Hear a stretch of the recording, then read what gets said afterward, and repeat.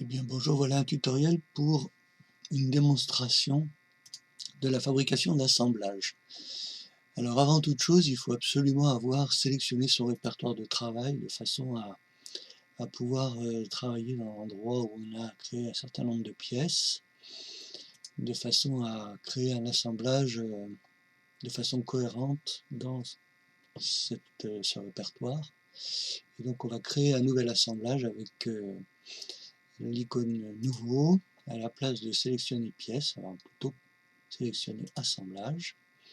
On va décocher le gabarit par défaut, là encore, et puis on va donner un nom d'assemblage, démo ASM par exemple. Et donc on va choisir à nouveau le système d'unité de l'assemblage, millimètres, kilogrammes, secondes.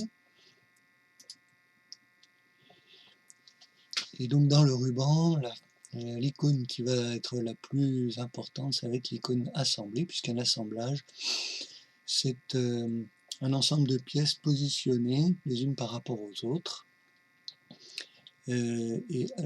Assembler signifie importer une pièce et lui définir des restrictions de position pour pouvoir définir sa position dans un mécanisme dans l'assemblage.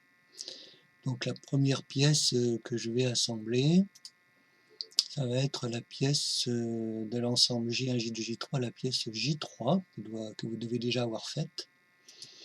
Alors si vous voulez regarder un aperçu, c'est très simple de cliquer sur l'onglet aperçu et pour pouvoir mieux choisir la pièce. Donc la voici.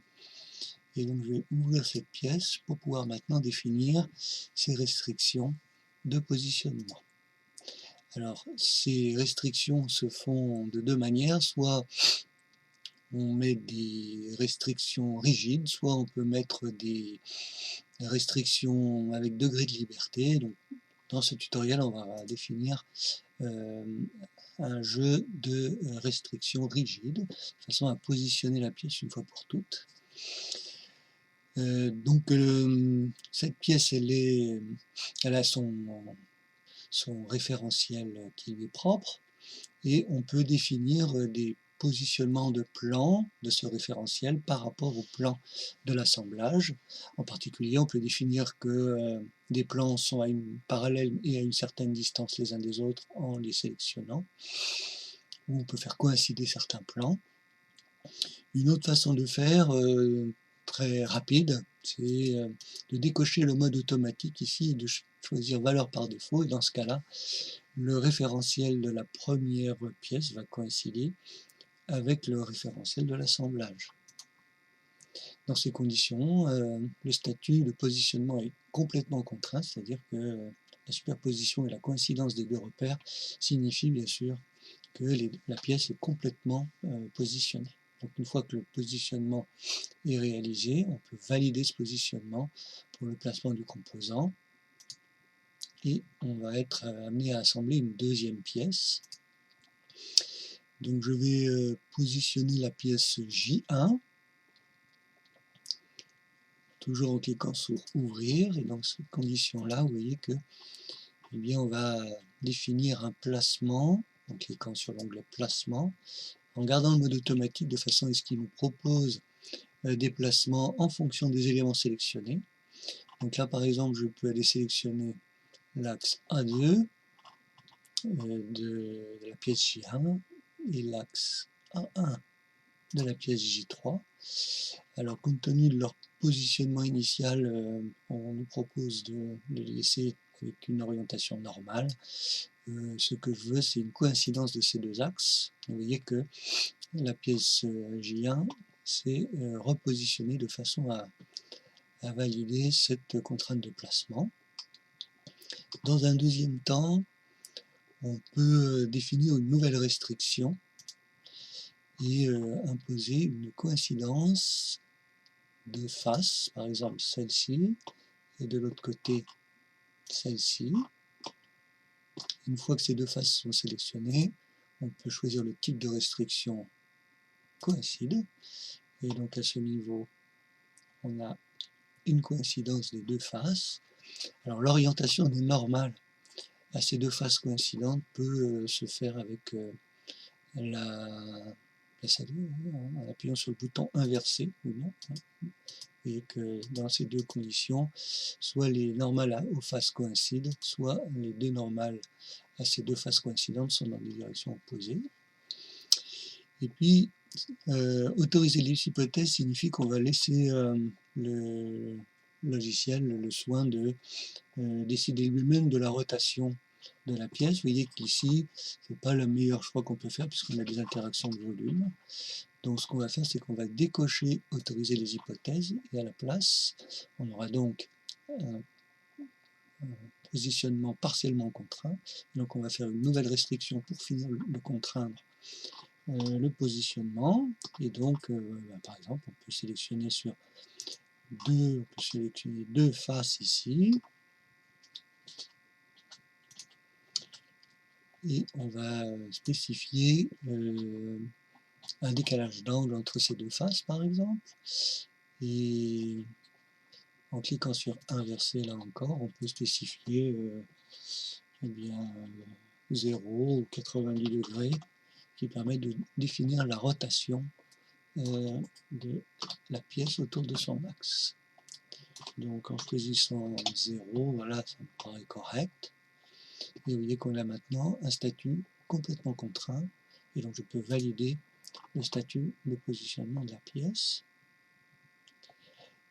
Et enfin, donc on va assembler la dernière pièce J2. Et donc cette pièce, là encore, a un axe qui va coïncider avec l'axe de ces deux premières pièces. Donc, dans l'onglet Placement, je vais aller sélectionner l'axe qui est ici et l'axe qui est là, en spécifiant qu'on doit avoir coïncidence des axes, ce qui est ici réalisé. Donc, à chaque étape du positionnement, on peut aller dans l'onglet Déplacer pour pouvoir déplacer la pièce et éventuellement la positionner de manière optimale pour aller sélectionner des éléments. Une fois que ce déplacement en translation ou rotation est fait, je peux revenir dans Placement pour faire une nouvelle restriction et sélectionner des faces de façon la plus judicieuse possible. Donc ici et ici pour imposer une coïncidence de ces deux faces. Et là, il nous manque encore le positionnement en rotation de cette pièce.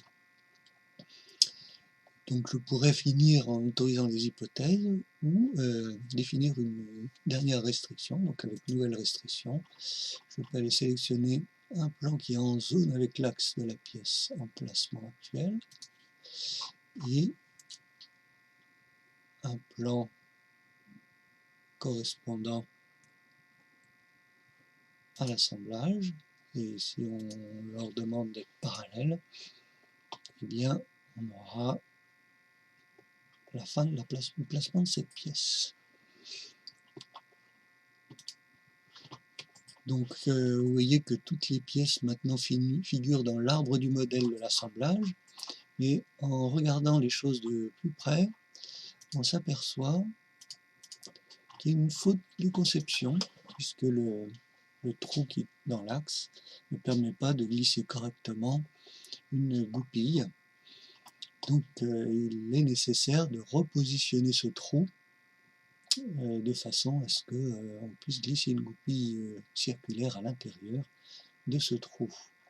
Donc pour cela, qu'est-ce qu'on va faire? On va ouvrir la pièce J2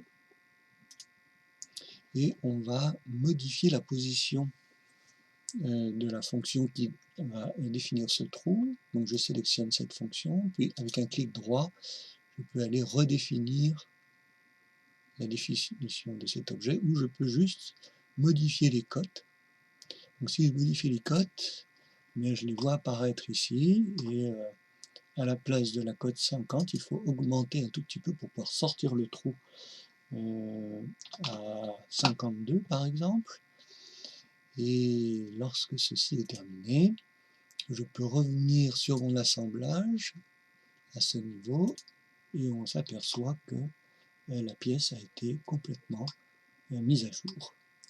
Donc l'assemblage est un outil très puissant pour pouvoir finir le détail de la conception de pièces et surtout vérifier qu'il n'y a pas de problème de conception d'une pièce pour assurer sa fonctionnalité dans un assemblage.